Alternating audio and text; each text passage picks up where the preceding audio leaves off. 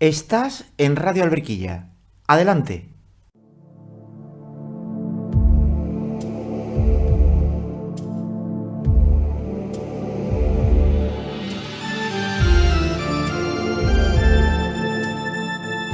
Cuarta semana de la historia.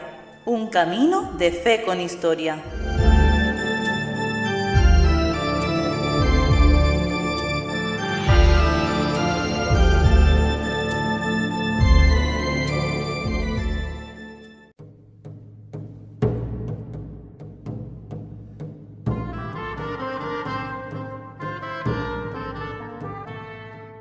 Comenzamos la cuarta semana de la historia en Salteras, Camino de Santiago, con el título Un camino de fe con historia. En esta semana, que realmente serán 15 días, vamos a poder disfrutar de distintos conferenciantes y entrevistas de personas relacionadas con el mundo jacobeo en distintos aspectos. Máxime en este año que celebramos el año jacobeo 2021. Hoy tenemos en nuestros micrófonos a don Enrique Gómez León, catedrático y doctor en filosofía, con su conferencia Andar y Pensar. Don Enrique nació en Tarragona, ciudad en la que actualmente reside.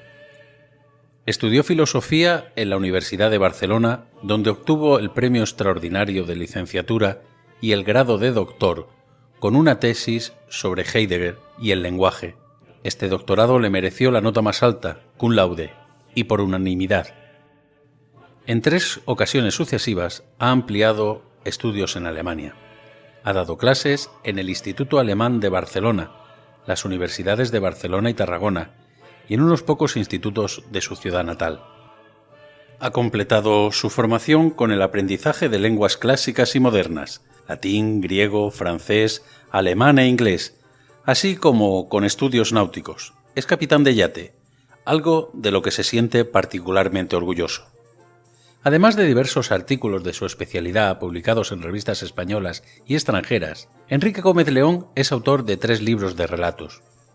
No solo de pan vive el hambre, El mito de la taberna y principio de razón más que suficiente, Un ensayo histórico Malta, 2 peculiaridades libros de viajes de Tarragona, Santiago y Finisterre, Filosofía en verdad peripatética y Pasos en el camino. Ha colaborado también en varias obras colectivas, tanto de carácter narrativo como ensayístico. Cabe mencionar que escribió durante 3 años las críticas de cine, teatro y música para el periódico de Tarragona. De vez en cuando publica algún artículo con este mismo periódico sobre temas de actualidad. Hay un detalle biográfico del que se siente también particularmente satisfecho.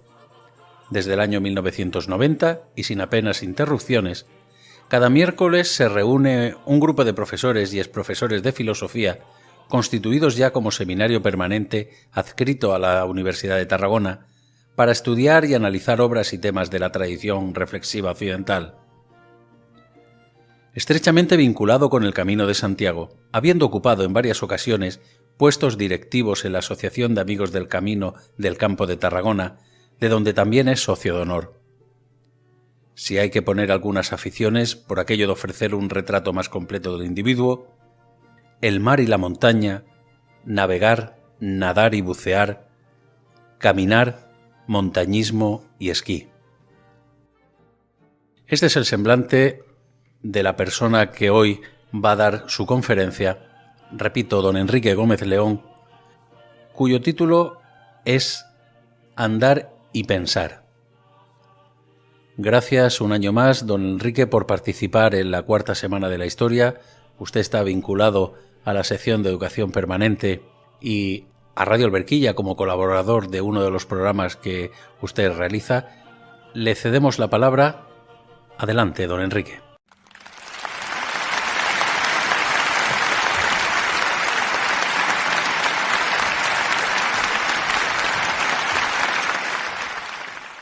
Muy buenos días, señoras y señores. Muy buenos días a Raúl, muy buenos días Emilio, que me han dado la oportunidad de volver a participar en esta Semana de la Historia que se organiza desde Salteras.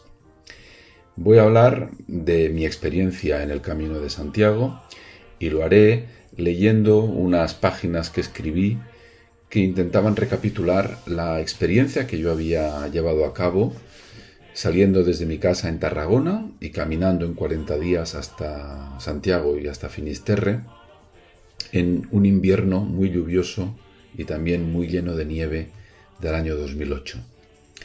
Voy a leer estas páginas y espero que sean de su agrado. Vamos a ello, pues. Mucho se ha discutido acerca de la identidad de los restos que se conservan en la Catedral Compostelana, los restos que movilizaron la formidable peregrinación medieval y sus secuelas modernas y contemporáneas. Se han esgrimido bien fundadas razones históricas y científicas para poner en duda la verosimilitud en que se apoya la tradición. Y se han empleado argumentos tomados de la fe o el folclore para justificar esa misma tradición. Lo que en cualquier caso es indiscutible es que el apóstol Santiago no pudo viajar hasta Galicia para rendir culto a sus propias reliquias. Esta obviedad plantea un curioso problema si consideramos que la representación más común del apóstol, en frescos, tablas, relieves, esculturas, lo muestra vestido con el atuendo de los antiguos peregrinos: bordón, ropa holgada, calabaza.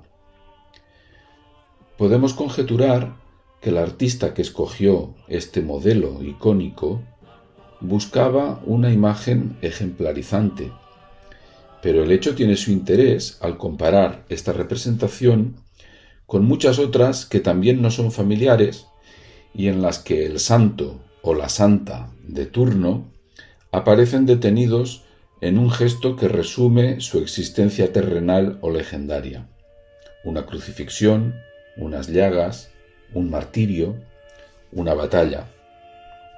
Si aplicáramos este modelo interpretativo a la imagen más habitual de Santiago, tropezaríamos con una paradoja que suena deliciosamente bien en los oídos contemporáneos. Santiago viaja hacia sí mismo. Aún no es el que llegará a ser. Se va haciendo al caminar. Lo que le aguarda es justamente aquello que va construyendo en su moroso avance hacia el occidente. La ventaja de esta lectura es que posterga a un plano secundario la cuestión relativa a la naturaleza de los restos que se veneran en la Catedral Compostelana y coloca en el lugar preferente del hecho de la peregrinación la vertiente experiencial del camino. No es cosa fácil de resolver la naturaleza de esta experiencia.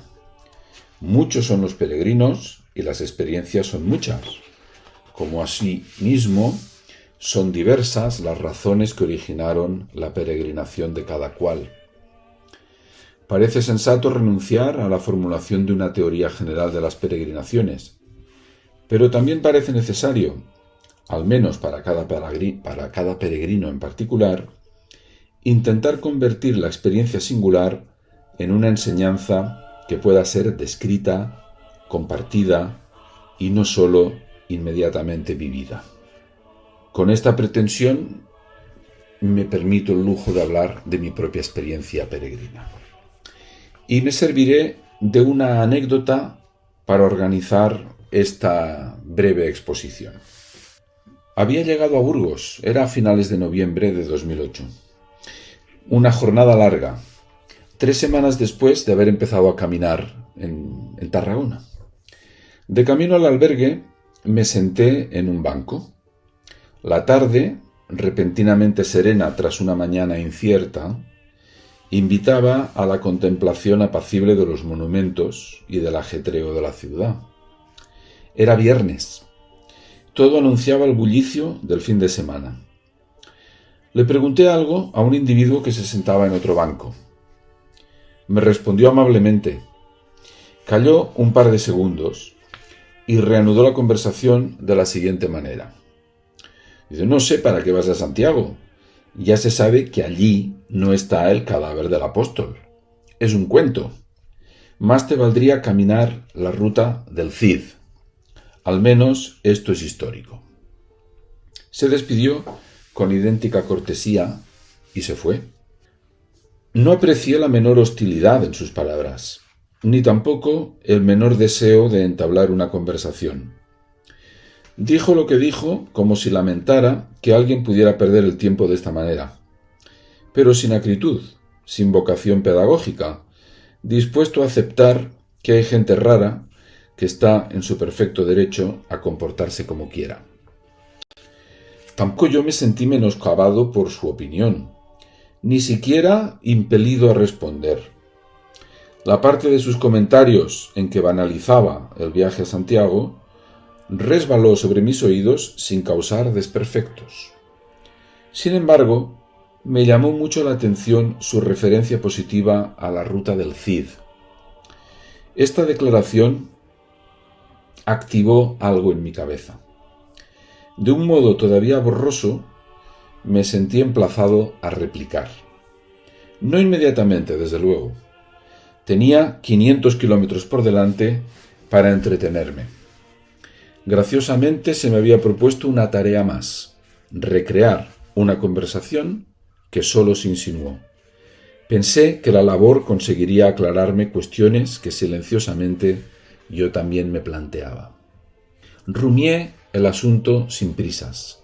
Lo dejé reposar en un segundo plano para que todas las piezas del engranaje mental que necesitaba se engrasaran debidamente. Y esperé. Un día, por fin, juzgué que ya sabía por dónde prolongar el fantasmal diálogo con mi fantasmal interlocutor. Solo se trataba de advertir que el punto de vista que había sostenido aquel señor expresaba sin querer una antiquísima creencia religiosa: el poder mágico de ciertos objetos o lugares. Los antropólogos han hallado el fenómeno en cientos de pueblos primitivos. Nuestro conocimiento de la Edad Media y los inicios de la modernidad nos permite descubrir en las innumerables querellas y negocios en torno a las reliquias ejemplos de esa misma creencia. Y el mundo moderno y contemporáneo no se ha mostrado inmune a estas prácticas, aunque frecuentemente se enmascaren bajo justificaciones de aspecto menos grosero. Puede que los ilustrados ya no creamos que el contacto con el rey nos cure las escrófulas, o que la posesión de cierto objeto nos libre del cáncer, pero visitamos con respeto la tumba de Antonio Machado, el patio en que murió acribillado John Lennon, las columnas por entre las que paseó Aristóteles. Solo un iluso esperaría una ganancia de cualquier tipo de talento por haber rozado la lápida sepulcral de Newton, Jim Morrison, Marx o Rafael. Y sin embargo, algo esperamos de todo ello, aunque solo sea, en el mejor de los casos, la ocasión para evocar con mayor intensidad la vida y la obra de quien ya no pertenece a los vivos. Con este ánimo uno visita también los cementerios donde yacen sus allegados. Y si bien nadie admite que la proximidad a una tumba le deparará una sanación milagrosa, aceptamos sin discusión, como algo tan obvio que ni merece ser justificado, la virtud contagiosa de los despojos, objetos o paisajes que vinculamos a un ser querido o a un antepasado admirable. Que este proceder estrictamente materialista nos sea tan afín, lo revela como a contraluz un par de detalles. Que literalmente nos parezca inhumana la prescripción evangélica que pide que los muertos entierren a sus muertos, como podemos leer en el Evangelio de San Mateo, capítulo 8, versículo 22, o que personajes de ficción, como Julieta o Don Quijote, logren una existencia corporal. Julieta tiene una casa en Verona, Don Quijote tiene su ruta turística, mediante la que incongruentemente potencian su inmortalidad. El burgalés, que tan patrióticamente me habló del Cid, lamentaba que yo perdiera el tiempo caminando hacia un lugar vacío. Pero, ¿de qué está lleno el camino del Cid? ¿Qué se supone que sucede cuando piso las huellas de otros, o toco los restos de alguien, o me detengo ante el monumento conmemorativo de quien sea? ¿Qué clase de poder acopio en la cercanía de un cadáver famoso? Imagino que mi interlocutor no mencionaría la palabra poder, sino el término realidad. El recorrido del Cid sería entonces real, a diferencia de la ruta a Santiago, que carecería del menor fundamento real. Pero aun dando por supuesto la exactitud de la afirmación, Rodrigo Díaz de Vivar cabalgó por la meseta, los despojos del apóstol no llegaron a Hispania, la insidiosa pregunta se mantiene. ¿Qué beneficio obtengo al seguir con escrupulosidad los pasos de un héroe? ¿Qué se me pega? Es cierto que hay una gran diferencia entre esperar que el roce de una reliquia favorezca el embarazo o brinde la oportunidad de un reflexivo recuerdo, pero pienso que es una diferencia de grado, una diferencia enorme, pero a lo largo de una línea continua cuyos matices es posible estudiar. Una y otra actitud comparten la misma suposición. Las cosas hablan. Basta acercarse lo suficiente, cumpliendo la más variada colección de requisitos, las manos limpias, las lecturas apropiadas, el plenilunio, por ejemplo, para que tal o cual objeto o lugar irradie su energía y provoque la adecuada metamorfosis en el sujeto que acude a su llamada. Para los que no creemos en la magia, sin embargo, las cosas suceden de otra manera. Y aunque los resultados parezcan los mismos, el procedimiento que los ha propiciado es muy distinto. Las cosas no hablan, a menos que las hagamos hablar. Tarea no siempre fácil y desde luego expuesta a todo tipo de trampas. De ahí que desde esta perspectiva, el procedimiento de que nos servimos para conseguir la voz de las cosas sea mucho más importante que el hipotético poder previo de los objetos que llegarán a hablar. Espontáneamente sospechamos algo de todo esto cuando subrayamos la diferencia que hay entre llegar a Santiago en avión o llegar a pie. Con idéntica espontaneidad, previa a toda reflexión, simpatizamos con la imagen de Santiago en camino hacia sí mismo, entendiendo, aunque sea vagamente, que hay allí una invitación a repetir el mismo itinerario, a vivir la experiencia de caminar hacia un lugar que colmaremos con nuestro esfuerzo. Al burgalés que me amonestaba por andar hacia un lugar vacío, le hubiera podido decir: es cierto, está vacío porque aún no he llegado. De esta interpretación, común hoy del peregrinar como un viaje hacia sí mismo, se desprenden al menos 3 cuestiones que contienen cada una de ellas una paradoja. Primera, si peregrinar es viajar hacia sí mismo, entonces el camino que recorremos es la vida, pero el camino no es la vida, sino su simulacro. Y sin embargo, porque no es la vida, esta, la vida, se puede manifestar plenamente en el camino. Segunda, el viaje hacia sí mismo es un viaje hacia el espíritu, pero lo que se manifiesta a gritos en el camino es el cuerpo, y sin embargo, en la revelación del cuerpo resplandece algo más duradero. Y tercera, peregrinar es desasirse de lo cotidiano y experimentar el vigoroso sabor de la libertad. Pero el camino tiene un destino prefijado.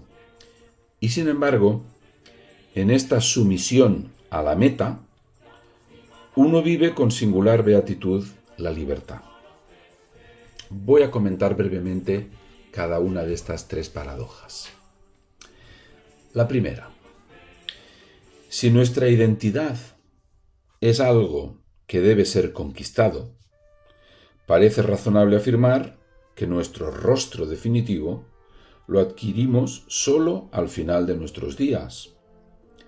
La vida se nos aparece entonces como una navegación, más o menos larga, que indefectiblemente nos aproxima al último puerto y al desguace.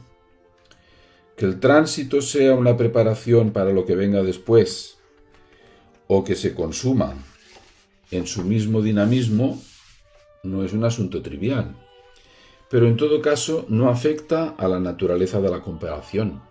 La vida es un camino.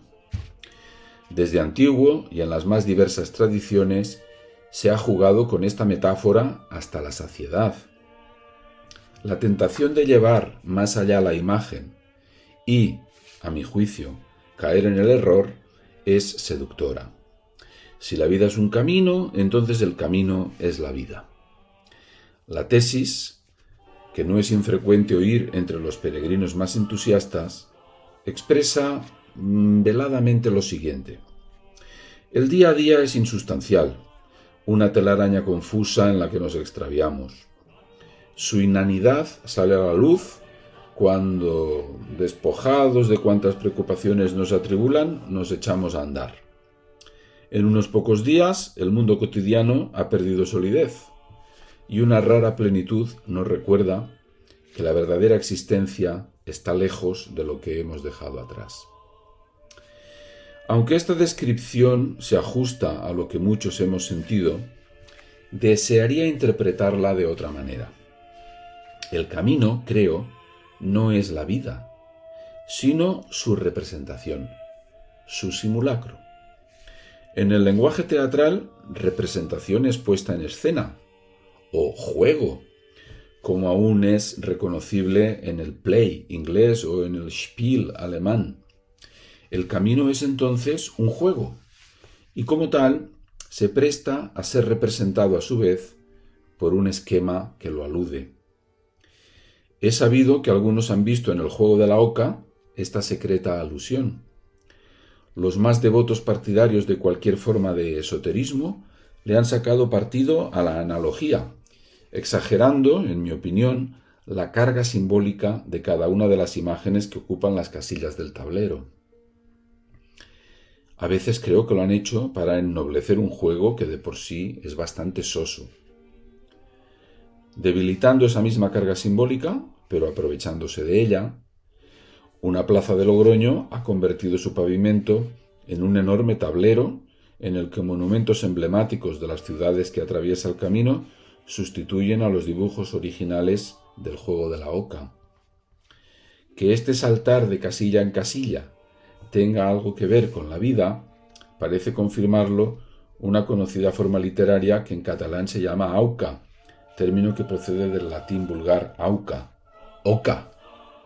El auca es un conjunto de viñetas, acompañadas por un pie habitualmente escrito en pareados, que resume un suceso memorable y muy frecuentemente la vida completa de un individuo. Pero una cosa es recapitular una existencia, o representarla, o reducirla a fragmentos significativos. Y una cosa muy distinta es ser esa misma existencia. Y esto no es un juego de palabras. Pues en el juego de la oca, que puede representar como en boceto las peripecias del camino, o en el camino, que puede resumir en pocos días las peripecias de casi toda una vida, siempre es posible abandonar y volver a comenzar, intentarlo de nuevo, escoger el principio, retroceder, incluso calcular hasta cierto punto el final de la partida. Porque en el juego solo interviene el azar. Y los otros, que son sin duda quienes nos construyen, marchan en rumbo paralelo, sin apenas colisiones, y cuando las hay son episódicas, al menos mientras dura el peregrinar. Y precisamente porque el camino es un juego, y no es la vida, ésta puede ser abordada como un todo, y se puede ensayar un intento de comprensión. Identificar el camino con la vida, me parece a mí, nos obliga por el contrario a no abandonar jamás el juego, a repetir incesantemente la partida, a buscar anhelosamente la manera de que el camino no termine nunca, a recorrerlo sin tregua en una maniobra que más se parece a una huida que a una búsqueda. Creo que es muy diferente esperar a estar en camino para sentirse vivo que saberse en perpetuo camino por el hecho de vivir. Vamos a la segunda de estas paradojas. La ciencia de las religiones denomina iniciación al proceso que permite al neófito acceder a un estatus superior e ingresar así en el grupo al que estaba destinado por su propia naturaleza. Por ejemplo, llegar a ser plenamente adulto, o guerrero, o chamán.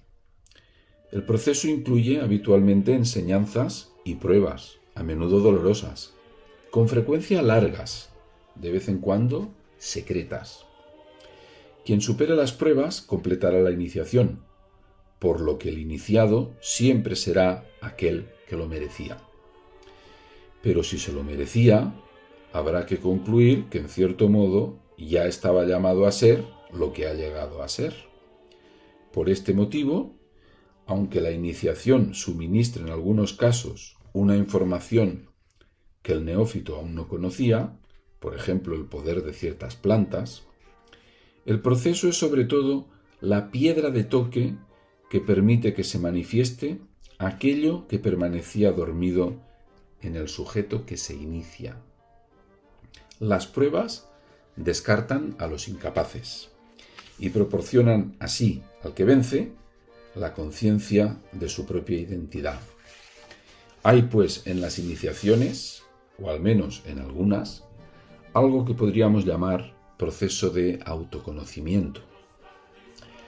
Teniendo todo esto en cuenta, suena muy razonable decir que el Camino de Santiago es una vía iniciática, a cuyo través el peregrino, si tiene suerte, llegará a conocerse mejor. La continua inspección de sí mismo, en el enfrentamiento diario con los obstáculos que le depara la ruta, constituye entonces una suerte de viaje interior, del que el viaje exterior, el que lleva a cabo con los pies, funcionaría como espejo. El camino verdadero sería, pues, el camino hacia adentro, hacia lo más íntimo, que es también lo más lejano. Lo solemos llamar espíritu. Los que dicen haber completado este viaje, ya sean yogis, budistas, musulmanes sufíes, místicos cristianos, se muestran cautelosos a la hora de describir su experiencia. Deploran el uso que debe hacerse de imágenes plásticas para hablar de lo que no puede ser imaginado o ni siquiera atrapado mediante conceptos intelectuales. Laberintos, escaleras, jardines, castillos con muchas habitaciones. Y alertan de modo diverso ante el más que probable extravío que amenaza a quien se aventura a tamaña expedición. Un verso de Antonio Machado, me atrevo a decir que Teresa de Jesús lo habría suscrito, recuerda la necesidad de distinguir las voces de los ecos. Un prudente consejo que ha caído en saco roto si lo juzgamos a la luz de este trivial espiritualismo que propagan las más heterogéneas prácticas y doctrinas de la nueva era, el New Age, una mezcla inconexa de orientalismo superficial, mitología religiosa, vocabulario científico y supersticiones astrológicas que consigue no decir nada sensato.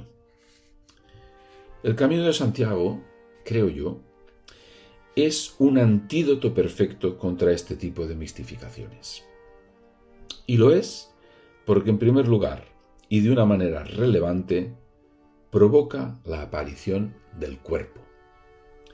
Forma parte de la experiencia de todo peregrino este curioso descubrimiento. Curioso porque nos permite apreciar que nuestro cuerpo es habitualmente también lo más lejano. Salvo en la enfermedad, cuando el cuerpo se revela como lastre, o en el intenso placer sensual, cuando la carne adquiere la calidad de un instrumento gozoso, nuestro cuerpo nos es tan invisible como las gafas que llevamos puestas. Es claro que en nuestra vida cotidiana usamos continuamente el cuerpo, lo modelamos en el gimnasio o hasta lo corregimos en el quirófano. Pero incluso estas prácticas exageradas se explican por nuestra capacidad, ciertamente espiritual, de mirarnos a través de los ojos de los demás. Nuestro día a día es profusamente espiritual, o cuanto menos psíquico. Una trama de deseos, frustraciones, proyectos, recuerdos, esperanzas, que activamos con ayuda del cuerpo, pero en las que el cuerpo desaparece, como desaparece un bolígrafo cómodo mientras escribimos con él. Qué diferente es lo que pasa cuando caminamos varios días seguidos. Las protestas del cuerpo, ya sean bajo el aspecto de las ampollas, o las agujetas, o la falta de resuello, tienen toda la pinta de una reivindicación. La solicitud que exige la carne requiere que tomemos carta en los asuntos más elementales. ¿Dónde habrá un retrete en condiciones? Ahorrar comida, almacenar agua, abandonar el peso sobrante. Problemas sencillos que nos ayudan a desligar los nudos que nos sujetan al escenario cotidiano. La presencia abrumadora de nuestro propio cuerpo tiene una virtud higiénica considerable. Su salida a la superficie evacúa algunas de las quimeras que pueblan nuestra existencia mental y nos aproxima a una especie de vacío que poco a poco, y si hay suerte, iremos amueblando de manera más sabia. Si el viaje interior lo imaginamos como un progresivo ahondar en el que capa a capa, como al pelar una cebolla, avanzamos hacia un núcleo oculto en el que habita alguien, algo, o el más fecundo de los huecos, debo confesar que yo no lo he vivido así. Puede que no haya logrado sino curiosear por entre las primeras estancias de que habla Santa Teresa de Jesús en las moradas, o echar un vistazo lejano a los más elementales estados de conciencia o torbellinos de que habla el yoga contemplativo. No me siento autorizado para discutir con los profesionales de la experiencia mística, pero sí a compartir alguna cosa con los doctores de la ascesis. Me serviré también de una imagen, admitiendo por anticipado que toda imagen tiene un lado incontrolable. Y la imagen que me se adecua a lo que he vivido sería la de la lámpara de Aladino. El caminar como una frotación paciente hasta pulir la lámpara y permitir que el genio aparezca. Ni siquiera sé si el genio es algo distinto al brillo de la lámpara, o si quien frota, lo frotado, y lo que se manifiesta son tres nombres distintos para referirme a una sola cosa compleja, el yo. Un yo, en todo caso, que no alcancé perdiendo de vista la corteza de la piel, sino que emergía de no sé dónde para hacerse uno con la epidermis. Creo que empecé a sentir algo así cuando, superado los días en que me dolía el cuerpo, experimenté algo que puedo resumir con una sola palabra: ligereza. Una cualidad que se manifestaba en algo más que la simple ausencia de fatiga, pues se reconocía en otros detalles. Por ejemplo, mirar menos la hora, dejar de calcular los kilómetros recorridos, aceptar sin más las sorpresas de la ruta. Desde la ligereza gané entonces, aunque no todo el rato, una nueva dimensión que podría llamar serenidad. Como si todo aquel trabajo previo mimando el cuerpo y escuchando sus exigencias hubiera logrado desintoxicar el pensamiento y fructificar ahora en algo diferente. Una cierta distancia en la contemplación de las cosas, una tranquila admiración de cuanto me rodea, una divertida asunción de los contratiempos, como si el agua fría de la ducha, la ocasional cama incómoda, la tempestad o la falta de comida fueran anécdotas que las vivo mientras las sufro como si ya pertenecieran a los recuerdos. Y en los momentos privilegiados, también sentí que esta serenidad se convertía en algo más cálido y poroso, que solo se me ocurre denominar gratitud. Todo es un regalo, que también contiene su buena dosis de veneno. Y digo, sí, lo quiero, sin teatralidad, sin vítores, sin recelo, agradecido por la oportunidad que hoy he disfrutado, el agua que bebo, las palabras que intercambio, la bondad que se me ofrece, los silencios que he compartido. Tal vez la palabra reconciliación sea igualmente adecuada para referir este estado de ánimo excepcional, que en ningún caso se parece a aquella fusión o confusión con la naturaleza que algunos cuadernos de viaje destacan en sus páginas. Mi talante es poco dado al panteísmo. Ni por un momento dejé de sentir la opacidad de las cosas, su radical alteridad. Puede que el mundo me hiciera sentir frágil, o pequeño, o prescindible, pero en ningún caso me anuló. El roce ininterrumpido con las cosas, en lugar de pulverizarme, acrecentaba la conciencia de mí mismo. El yo, que se había hecho carne, crecía hacia el interior como segregado por el roce continuo de las cosas, a veces lento como la baba que deja un caracol, o a veces como el chispazo que emite el pedernal. Y entonces, con un orgullo nada soberbio, me reconocía como ser pensante. Vayamos a la tercera de las paradojas. ¿Por qué me siento tan libre recorriendo el camino de Santiago? A la luz de lo que tantos otros han dicho, bien lo podría preguntar así: ¿por qué nos sentimos tan libres caminando hacia Santiago y Finisterre? Creo que sería muy fácil responder a la cuestión si omitiéramos un aspecto nada accidental del asunto. La senda que seguimos ya está trazada. Uno sabe de antemano a dónde va. Es cierto que hay una primera decisión libre, pero ya en camino, sin considerar ahora que siempre se puede abandonar, debes someterte al rumbo que ha sido marcado. Es pues una curiosa manera de ser libre, y sin embargo lo eres. Creo que en parte, pero solo en parte, recorrer el camino de Santiago permite satisfacer fantasías infantiles entre los sedentarios, ¿no? Como si pudiéramos actualizar, sin el menor peligro, y nada menos que en primera persona, alguna de aquellas escenas de los western que a tantos de nosotros nos fascinaron de pequeños y de mayores. El fondo nómada que alimentó nuestra prehistoria y del que a buen seguro no debió de ser nada sencillo desprenderse. Moverse de uno a otro lado provistos de escasas leyes y aún menos objetos. Saberse capacitado para armar una fogata, soportar las adversidades del clima, lejos de las minucias que ocupan la vida normal. Llama la atención observar cómo los primeros días de marcha, una buena cantidad de peregrinos lamenta no llevar en la mochila tal o cual cosa. Siempre falta algo importante. Poco tiempo después, el mismo peregrino se admira al comprobar que no hubiera necesitado transportar tantas cosas. Los kilómetros depuran las necesidades, ordenan lo valioso según criterios cada vez más simples.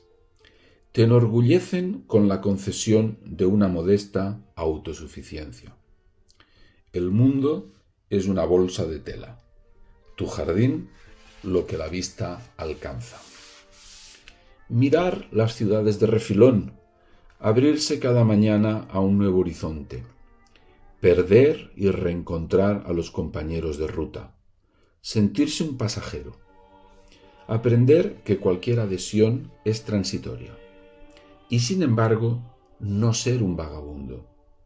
De hecho, mucho mejor que un vagabundo, por más que el cine o la literatura contribuya a su leyenda, pues el vagabundo debe elegir constantemente, escoger ir hacia la izquierda o la derecha, buscar una razón para tomar este camino o el otro, o bien someterse al escrutinio de una moneda lanzada al aire para enfilar precisamente este sendero. El peregrino está liberado también de esta obediencia al clima, o al azar, o al capricho. Solo elige una vez cuando parte. Después, ya nada perturba sus pasos. Ya no cabe preguntarse si hubiera sido mejor caminar hacia otro lado. Abolida así la angustia que provoca saber a un tiempo que podrías moverte hacia cualquier sitio, pero que cualquier elección significa no haber elegido las infinitas opciones que no tomaste. Sin que te pueda atormentar nada de cuanto no has hecho. El camino se despliega bajo tus pies como una ilimitada propuesta. Ilimitada como el ajedrez, que admite infinitas combinaciones porque está sometido a reglas. No como el gas, que se expande solo porque carece de forma, a la espera de un recipiente que lo contenga y lo domine. De alguna manera podría decirse que uno saborea la libertad más plena en cuanto admite voluntariamente que el camino tiene una meta. Y admitirlo es aprender que más allá de la ruta jacobea, de nuevo en casa, seguimos siendo peregrinos que no pueden escapar a su destino. Que aun disfrutando enormemente de todas las cosas que nos proporciona la civilización, podríamos prescindir en un instante de muchas de ellas. No porque no las queramos, sino porque ya sabemos que no somos en ellas. Entenderlo, quiero creer, nos hace libres. Muchas gracias por su atención.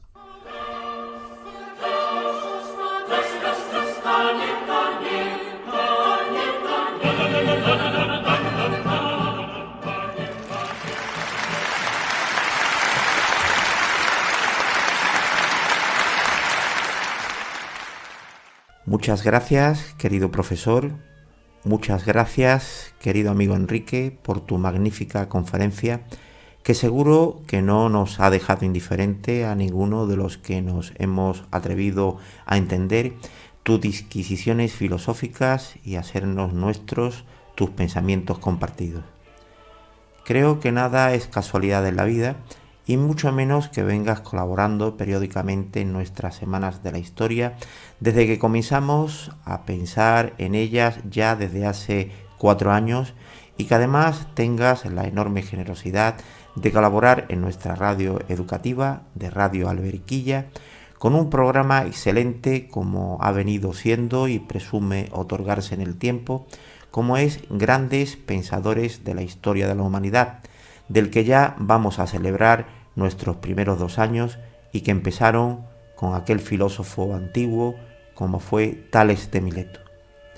Tampoco es casualidad que hayas adquirido por méritos sapienciales ese noble título de sabio o supermagnífico en el programa de Saber y Ganar de la segunda cadena de televisión española, porque es un hecho constatable que amas la sabiduría, y de ahí otro título honroso del que puedes presumir como el de ser, desde mi opinión, el filósofo de las paradojas.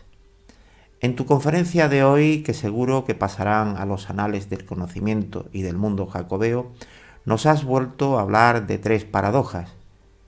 La primera, si peregrinar es viajar hacia sí mismo, entonces el camino que recorremos es la vida.